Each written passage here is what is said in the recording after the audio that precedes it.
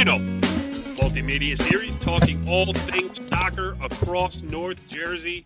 This is Season 3, Episode 10, and we are coming to the climax of the state sectional playoffs. I am Corey Doviak, being joined by, we got a skeleton crew tonight here as I welcome in our lone expert on the North Jersey soccer scene, Richie Ballgame Barton. How you doing, Richie B? I'm doing great. I'm actually just, looking at my laptop right now. I'm looking at my Moe's plug. I don't know if you've seen On the Road with Richie B yet, but it's pretty spectacular. What do you mean, have I seen On the Road with Richie B? I tweeted it. I've watched it. I've seen your chubby little fingers roll a, what'd you roll over there, a burrito? And I understand that you are a man who likes culinary delights. Is that correct? Where are you now? Standing outside Chick-Fil-A somewhere? No, not yet, but I wish I was. Let me tell you what's going on at Chick-fil-A coming up soon. I love when you do commercials. Go ahead. Yeah, well, Chick-fil-A is opening up on November 19th. That is next Thursday at 9 in the morning. But what they are doing beforehand is they are having a promotion called the First 100. So did you write this down, or are you saying this off the top of your head? No, this is what I do. I'm good at this stuff, all right? Especially when it comes to Chick-fil-A. I think you have notes, but go ahead. I don't. I'm good.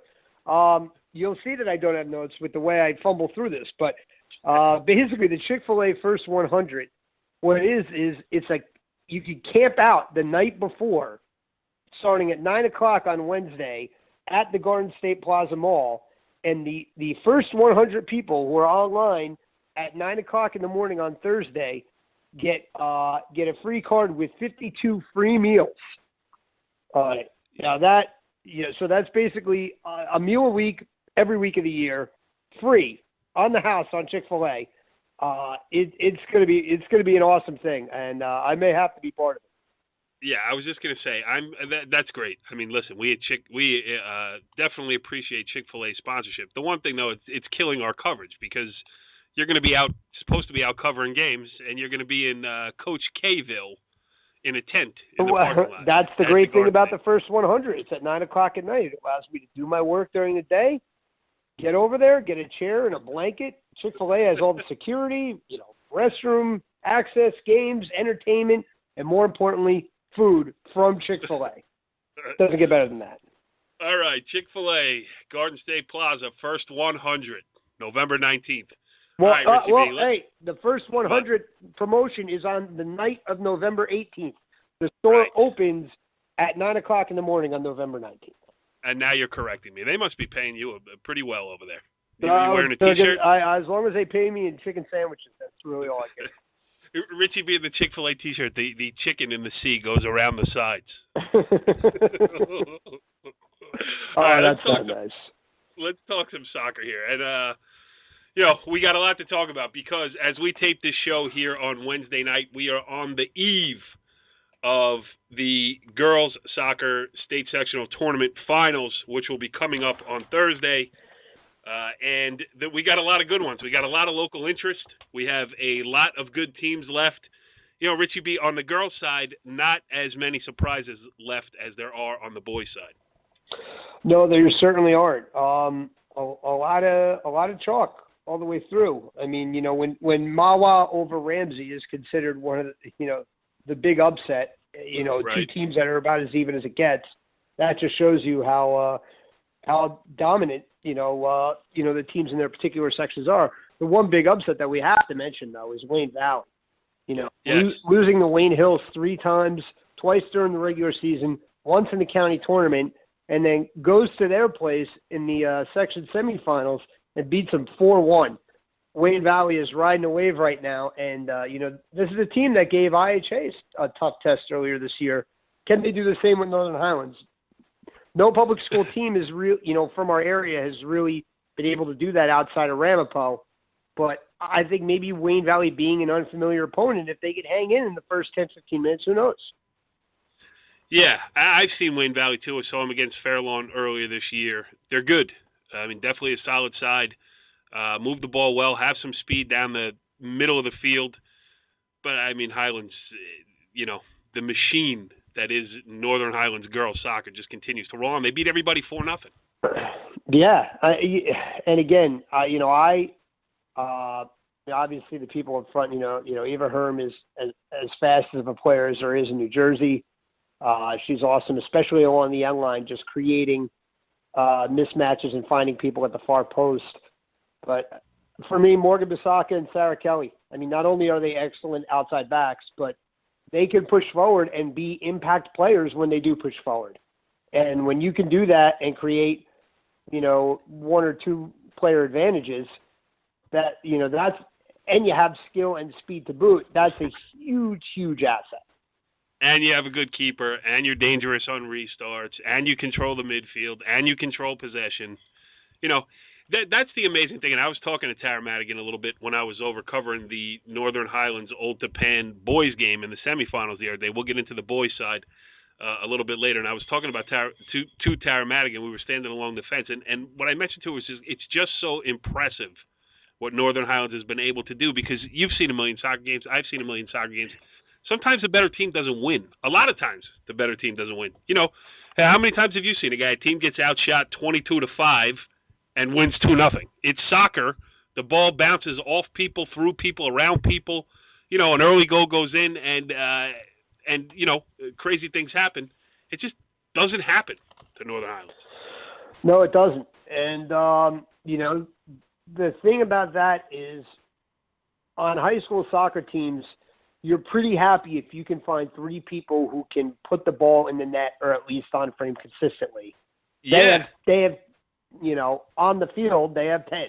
And when they have, people coming off the bench, like the freshman, Claudia DePazapil, she's scored some big goals in big games for them. She scored against Montclair, she scored against IHA. That's that kind of, when you have that kind of depth, you're really, really tough to beat. And again, like I talked about with Bisaka and Kelly, same thing for Julia Holman. Julia Holman could push up. Julia Pash, who's essentially a sweeper for them, has pushed up and scored some big goals, scoring in the county final. So when you have that kind of depth and that consistency across the board, you're really tough to stop. Yes, any team can lose. We know that. We've seen it happen. But to beat Northern Highlands, especially on Northern Highlands home field, is going to take a monumental effort.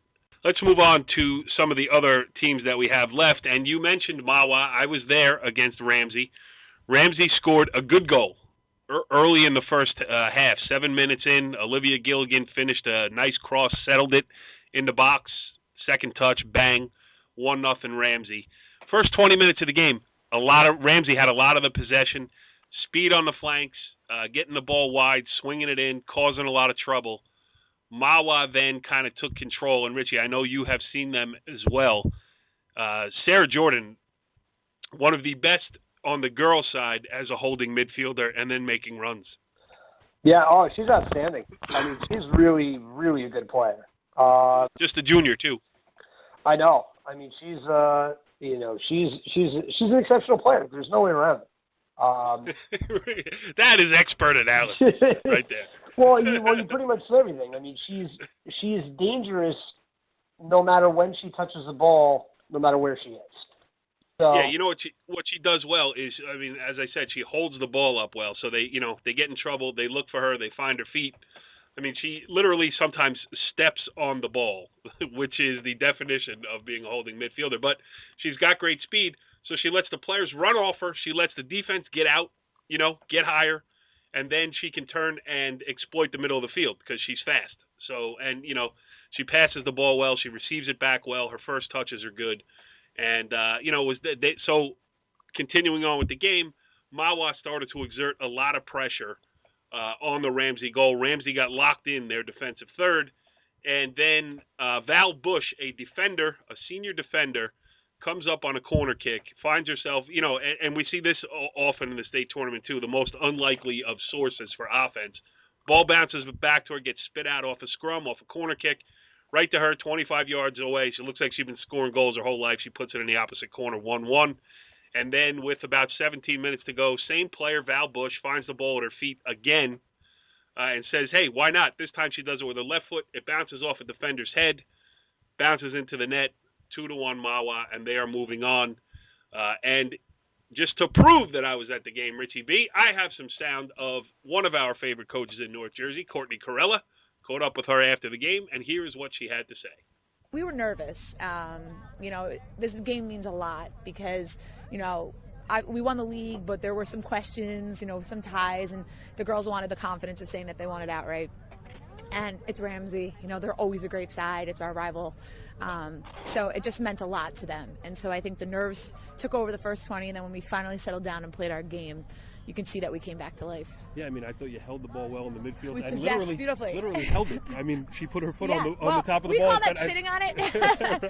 So, Sarah Jordan's lights out. Yeah. She controls the center of the field. Hannah Bush, we dropped Hannah in the last few games into the center, and the two of them work so beautifully together. They look for each other. It's like give and goes down the center of the field. So I actually told the team, I want the ball coming down the spine because Ramsey has so much speed on the outside. Yep. Keep it away from the speed. So that's what we did, and they did a great job of it. And George Wright, the Ramsey head coach, gracious in defeat, and he basically said the same thing. He's like, we just got pinned in. And as I wrote in my story on NorthJerseySports.com, which you can follow at NJScom on Twitter, Mahwah was a little lucky on the game-winning goal, but they got some luck on the game-winning goal, but they were not lucky because they were controlling play. They were getting shots on the net, and when you face that much pressure, that's when mistakes happen.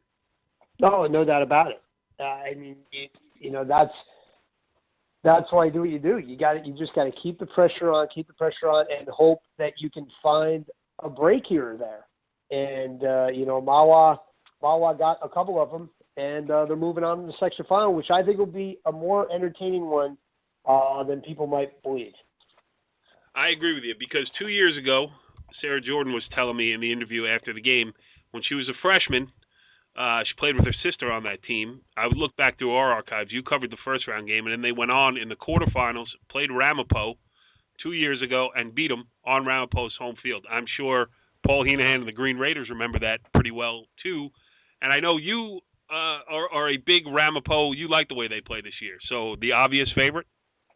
Ramapo, I would say, is the obvious favorite. Obviously, they are the favorite. They're the top seed of playing on their home field. Right. They're the math defending champion. But I will say that I think the most important player on the field is going to be the sweeper for Mahwah. I don't know, Jem Mutana, I believe her name is. Yes. Yes. I think she's. I don't remember if she's going to Fairfield or Loyola. It's one of the MAC schools, but she is good. She's solid. She just knows how to win a ball. She's very calm, very poised, and she's going to need to be because Ramapo is going to attack. I think for Ramapo, Olivia Crable is going to be a key for them because she's someone who can provide offense in different spots. If you move her to the middle of the field, and give her space, she can distribute. On the outside flank, though, is I think really where she's most dangerous because she's not afraid to crack one from anywhere and has a big leg, and she can be a difference maker out there because she can not only take the long shot and get it on target, but she could also beat someone one-on-one and send a dangerous cross in. Yes, and Sarah Scaray is an able scorer. They have a lot Nikki of players Butler, with a lot of experience. Nikki Butler's had a great year and has kind of gone unnoticed. Yep, and Lizzie Stalakis in goal. Experience, Ramapo has experience, Ramapo has skill. That's going to be a good game, and that's why, Guy, I will be there to cover it on Thursday afternoon. All right, a couple other ones that we should touch on the girls' side. North 1, Group 1, Kinnelon at Midland Park. Now, Midland Park has the home game, but Kinnelon is good. Kinnelon is good. Kinnelon's good. Their experience, they have a girl, Eva DiClemente, who is the best player in that section. But Midland Park is at home. You know what I think is going to be actually the most interesting thing about Midland Park? Do they play on the big turf field, the football field, to kind of get the big crowd with the stands there? Or do they play on the little grass field right behind the high school? Because I saw them play against Waldwick in their last regular season game before the States. And it was exactly what you think a game on a small grass field that like slopes would be. Just a lot of, there's a softball diamond in there. There's a lot of weird, little bounces, and it makes it for a team that plays pretty much exclusively on turf. That's difficult. That's very difficult to deal with. So I'm interested to see how they what field they play on, but I guess we'll see. Yes, we will. So I'm betting on the small field. Listen, if you have a home field advantage, you might as well use it. That's what I say. But, maybe they play on the turf. Their choice. Anyway, they've earned the right to do that, so they have the option. Non-public A, IHA, PC. Now, PC is a team that just, the nemesis of the Paramus Catholic girls soccer program has been IHA. They're in the same league. They run up against each other all the time. IHA has obviously been the dominant half of that rivalry. You wonder if, one time PC is going to break through because, Billy McPartland does a great job with that program. They're good, and, they're sooner or later they are going to break through. Be interesting to see if it is in this year's non-public A state sectional final. Yeah, I mean they have the talent, they have the experience. So I mean it's really going to come down to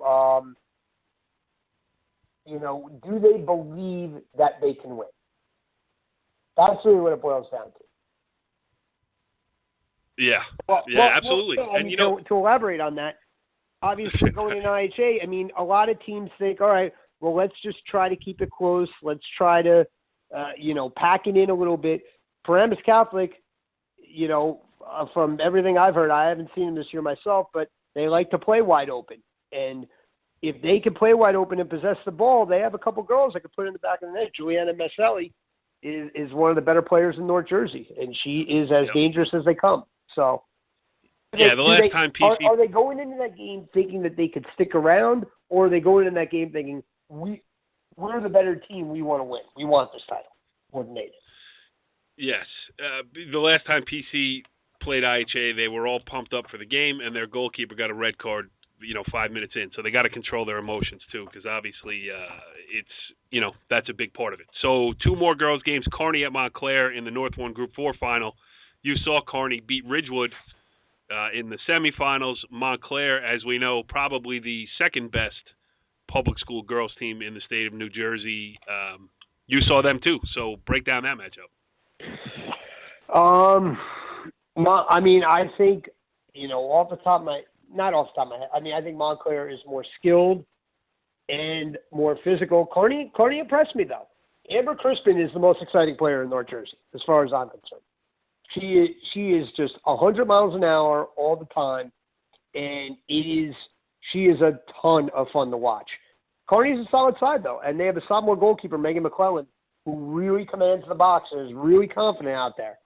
I think Montclair just has too many weapons, too much experience, and, that's a game I feel whoever scores first is probably going to win that game. Because I think Kearney, if they score first, I think they'll be able to pack it in, and I think they'll do a good job of that. I don't know if they could do it against a Montclair team that is so talented and also so deep. And the game that you will be covering on Thursday, Guy, just a few steps from your front door in North 2, Group 1, Hasbrook Heights at Glen Ridge. Well, you see, this is, obviously, naturally I should vote for the Ridgers here.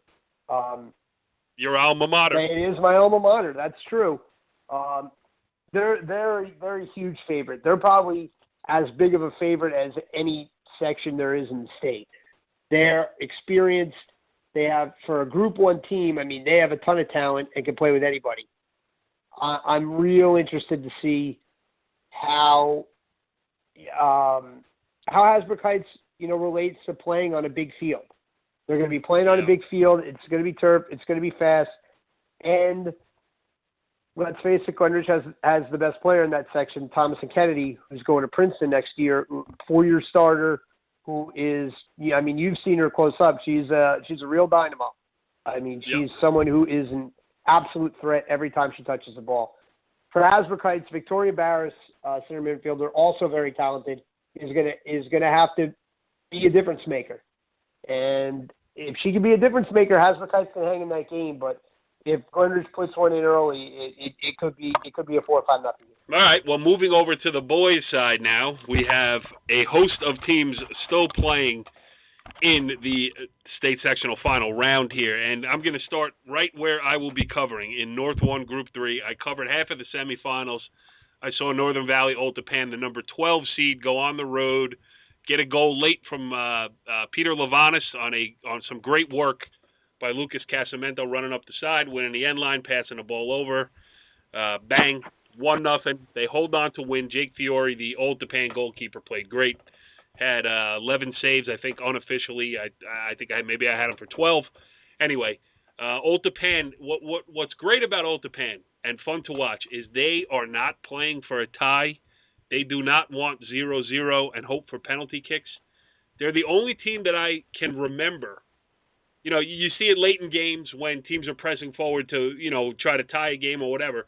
Old Tappan starts the game with 3 strikers, Richie, and it is fun to watch because they try to play with the ball in the offensive third, and there's some space in the midfield. Obviously, you pull one out of the midfield, there's going to be some extra space.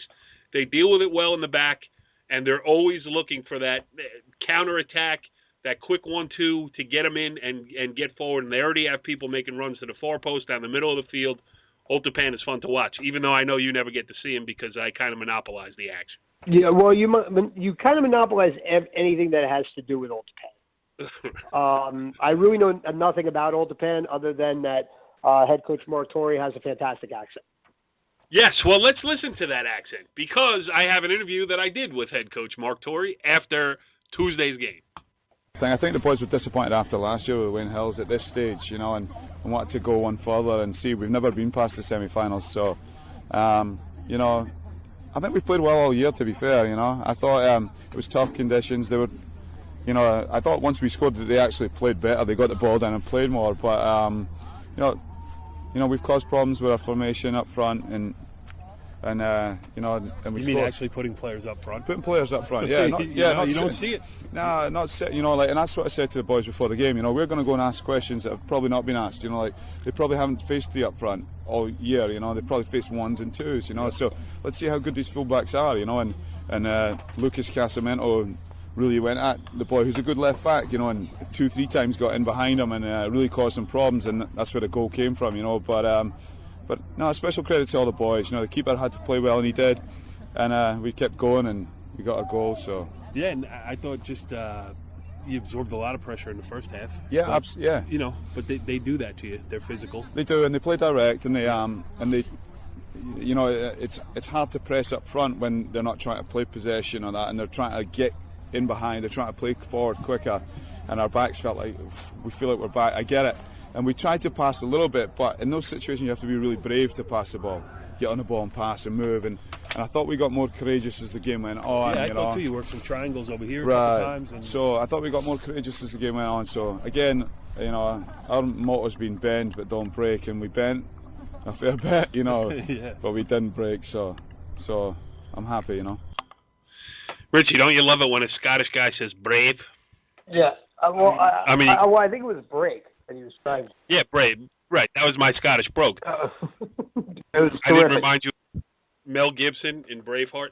It was not your best. Well, I'll tell you this. Old Tappan last year, they won the program's first Bergen County tournament title. I think it was 2010, might have been 11 or 12. Memory's bad. But they've never been this far in this. They've had some good wins in the state sectional tournament, but they've never made it to a state sectional final. And Coach Torrey mentioned at the beginning of that I think the boys were disappointed after Wayne Hills last year. In the state sectional semifinals last year against Wayne Hills, they gave up a penalty kick in overtime. So that was obviously a heartbreaking way for them to go out. But then to rebound this year, make a run out of the number 12 seed and get to the final. And the crazy part is they have a home game. Because on the other side of the bracket, you talk about a busted bracket. It's the group of death every year, North 1 Group 3. Every team is good. And Indian Hills goes into Franklin Lakes, their sister school, their arch rival, Bergen County champion, 2-time defending Bergen County champion Ramapo, on Ramapo's home field, and beats them in penalty kicks. That's a great job by 15th-seeded Indian Hills to get to the final. And we almost had Coach Calderon on to talk about it, We just couldn't connect our wires. Yeah, I mean, Indian Hills, I saw them in the Bergen Cup final, so I like to thank myself for the run that they've gone on. I think it's pretty impressive that they have followed my lead and have gone soaring through the state tournament. Seriously, though, they are – yeah, thank you. Wait, here you can toot your own horn. Hey, but I'll say this about Indian Hills. They have skill, but their strength is really being physical. There's no more physical team in North Jersey. And they really like to get after it, and they do it with all 11 kids. And when you can do that and win 50-50 balls, good things are eventually going to pop because, they have talent to do things, but, they really are a hustling type of team. John Murphy, is all over the place. Robert Greco, same thing. They're an interesting team to watch because, they're just a grinded out, wear you down type of team. You're not going to walk out of the game being wowed, saying, "Oh my God, this team has, they connected so many beautiful passes, did this and that," but they win games. And when you're riding the wave like they're riding right now, you just gotta keep going. They have nothing to lose. They have nothing to lose in everything in the game. So. Yeah, but that's the interesting thing about the final because when a 15 seed makes a final, usually you can say that, oh, it's house money, it's everything else, we shouldn't be here, but they're playing the number 12 seed, So Old Tappan can kind of be saying the same thing. Hey, we weren't supposed to be here either. Exactly, and these are. So maybe nobody will show up. yeah. It'll be a tie, co-champs. But I think that's probably going to be the most fun out of all the games. Yeah, and that bracket, those teams, many of them from the Big North, they beat each other up all year, and they know each other. So Ramapo, and Indian Hills played Ramapo tough twice during the regular season. So there was no fear factor going into Ramapo for Indian Hills. Tenafly went out, but all those teams that were in the Final 8 of the Bergen County tournament are also fighting for, just about all of them, I should say. Not all of them, but a lot of those Big North teams were in the quarterfinals of the Bergen County tournament. Then they turn right around again and go knock each other around in the state sectional tournament. So while it looks like 2 upsets getting to the finals, it's really not because all of those teams are good, and it comes down to one goal here or there during the season as to who wins league titles and everything else. But so not as big of upsets as it might look on paper when you see a 12 and a 15 playing. All right, we have some other interesting state sectional finals on the boys' side. Let's start here first because, we really got to talk about Garfield and our friend Mark Piccolo, who, what a great job. 19 years as the Garfield head coach, going to a state sectional final for the first time. Yeah, that's awesome. You know me and my love for Garfield athletics across the board. But, right, we should almost start calling you Richie G. Maybe. Richie B just flows, though. That's, you see it in On the Road with Richie B. It doesn't flow better than that. But there is a lot of you. There's certainly that. But right out of that pink button-down shirt. It was orange, all right? I was being very festive for the fall season. Be careful. The camera adds 10 pounds. You should know. Yeah, it also adds 10 pounds to the burrito I ate. It was unbelievable. Right. Did you really finish that whole burrito? Yeah. Yeah, it was delightful. That was the biggest burrito I've ever seen. It was awesome. I would have liked to have panned off camera where we could have seen Lee DiPrezito making a face as you gorged. It was delicious. That's all I'm saying. I make a good burrito. At least the proprietors of Moe's Southwest Grill, we appreciate their sponsorship. Know that you like their product. Oh, I do. Their stackers are incredible. I'm addicted to them. Anyway, Garfield. Going back to Garfield.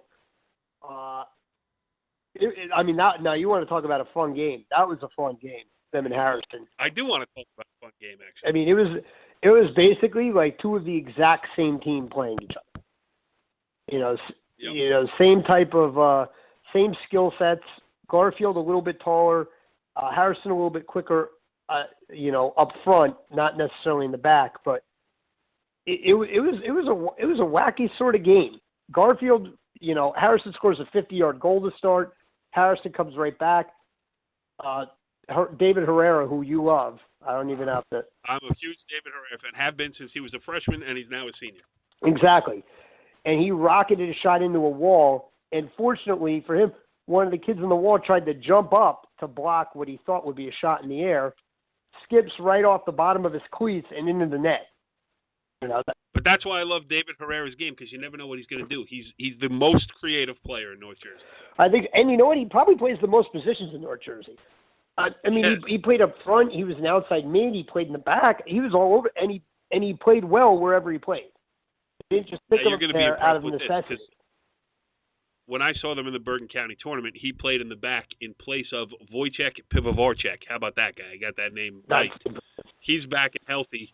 He's leading the defense, so it frees up Herrera to move a little bit forward. And when you're talking about guys like Jorge Salas who are running off of him, I mean, Garfield is a threat to score for on anybody. Yeah, I mean, they're fun to watch. And let me tell you something. I mean, Harrison really had them on their heels in the second half and overtimes, and then you go to penalty kicks, and Holman Pinzon makes two huge saves right in a row to give Garfield an advantage, and the sweeper, who I can't pronounce his name, but you can apparently. Wojciech Pivovarczyk. Yes, he nailed the penalty kick, and then Herrera stepped up and knocked it home to end it, and that was it. Garfield upsetting Harrison on the section final. Yeah, I thought it was a good point you made in your article too when you said that Piccolo leaving his two best shooters for the 4 and 5 spots in the penalty kick shootout. I mean, you want them there at the end, but if you don't make them in the beginning, that's the thing. You might not get to them, and that's the danger. You have to. That's the thing. Like now, if you're a coach, because I think every coach thinks about this different. Because once you get to the state tournament, you have to think about it before the games. Right. Like, do you just make a judgment call, or do you say, you know what, this is the 5 we're going with, no matter what, and here we go. Well, funny you should ask, Guy, because I am a coach. I don't know if you know that. Northvale Recreation 7th and 8th grade girls team playing for the league championship on Saturday against our hated rival Emerson. So you're talking to the right guy. I mean, I've got a wealth of experience in this area. And what I do is I say to the girls who want to shoot, and the first 5 to raise their hands, those are the ones that shoot. I'm changing the way things are done around here, but I can certainly understand the way Pico did it by leaving his best 2 for last. All right, let's move on here. Let's pick out a couple other ones. One that we'll mention quickly, Del Barton will be the opponent for Don Bosco Prep in the non-public A final. Bosco finally got over the hump against rival Bergen Catholic. Bergen Catholic had beat him during the regular season twice, and Bosco returned the favor when it counted in the state tournament, so they're moving on. And they're dangerous against Del Barton. Okay. I think they're dangerous against Del Barton. Del Barton is as talented of a team as there is in the state. I think for Bosco, I think everything's going to have to go right. And I hope they stay in. I hope they represent themselves well. And but Del Barton has put up a ton of goals and done it on good teams. And if they pump one in early, look out. Yes. Bosco does have good goalkeeping, whether it's Will Shim or Moritz Eitzold. I noticed it was Shim the other day. So they're strong there. They're strong in the back, and they got Mike Helgeson, who can get up front and give people problems with his strength and his ability to hit hard shots on net. So they do have a puncher's chance. All right, we got Pascack Hills at Ramsey. Ramsey at Pascack Hills in the North 1 Group 2 final. If I could spit it out, we could talk about it. Pascack Hills with a home game in the section final against the defending state sectional champion, Ramsey Rams. That's going to be a good ball game that you're going to see, Richie. Oh, no doubt about it. Pascack Hills, again, we talk about teams with nothing to lose, like Old Tappan playing at home. Pascack Hills is kind of the same thing. I mean, they were expected to have a good year. I don't think even they expected to have this good of a year. And to get a team like Ramsey on their home turf, it's going to be interesting. Going to be fun to watch. I think that is going to be a very low-scoring game. So much so, I think it'll probably be 1-0. Probably 1-0. Ramsey does have a lot of. They lost a lot from last year's sectional final team. They do have a kid like Mike Cirilli, great three-sport athlete for that school, an underrated athlete in North Jersey that probably we don't talk enough about on our various shows through various seasons because, we love a three-sport varsity athlete. Kids like that are going to make it tough on Pascal Kills. I don't know when the last time Pascal Kills was in a sectional final, but it's not in the exact recent past that I can remember. Pascal Kills does have a good goaltender in Evan Lazarus. I know that. I saw him play against Garfield, and he stood up pretty well on a high-traffic day against a real good scoring team. So, like we always say, and like you've said a couple of times tonight, first goal is huge in that game. No doubt about it. I mean, when you have two teams that have solid goaltenders, it's going to be tough to get two past them. Right. You gotta go in with the mindset thinking, all right, this is going to be a 1-0 game. We've got to keep attacking and just really doing little things. It's not necessarily going to be the pretty play that always wins that game. It's someone crashing the net backside and the goalie drops the ball or something, or just a deflection and someone's in the right place at the right time. But last one we got to talk about, North 1, Group 1, Waldwick at Emerson at 4 o'clock on Friday. Emerson, a great story. This is a small school team that, beat Old Tappan during the regular season against a Waldwick team that has beat a lot of teams during the regular season and, seems to be in the North 1 Group 1 final every year. Yeah, Waldwick always seems to, they always seem to be peaking at the right time.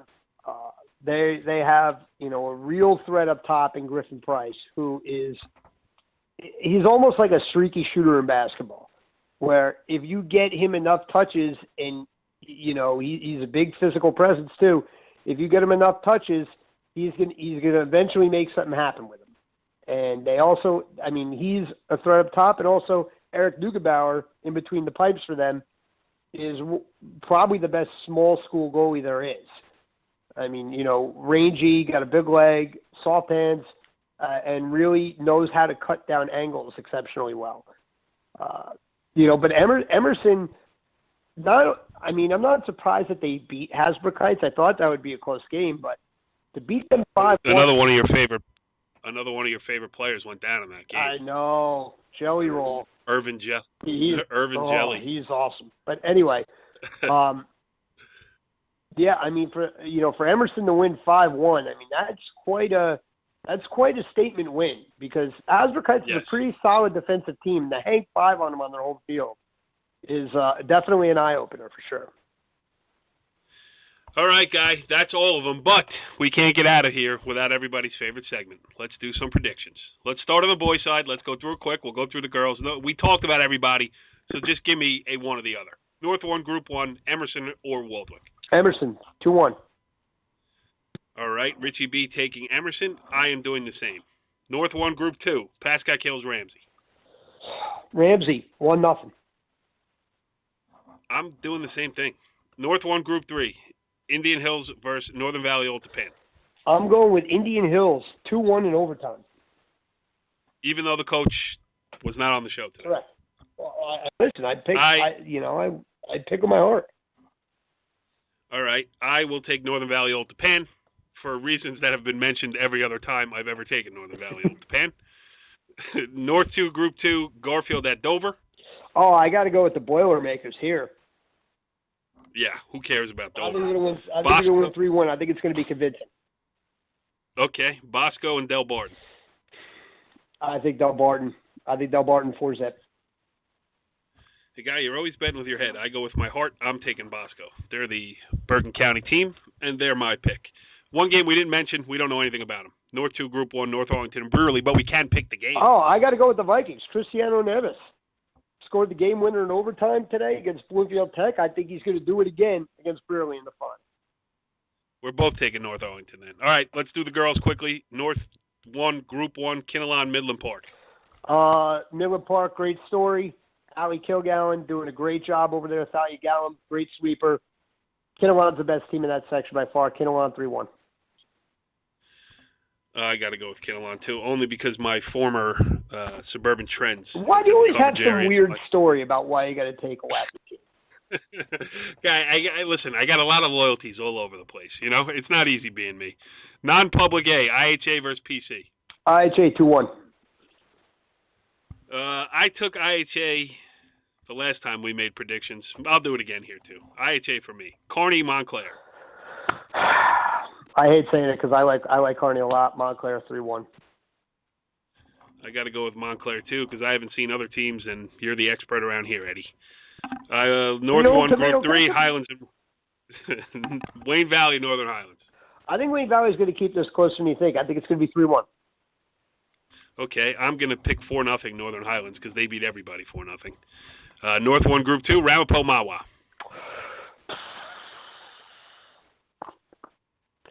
Ramapo 3-1. I'm going with Ramapo 2. North 2, Group 1, Heights, and your beloved Glen Ridge Ridgers. I'm going to say Cutters. Please, don't spread that blasphemy over here. Ridgers, a two-headed zebra, 4-0.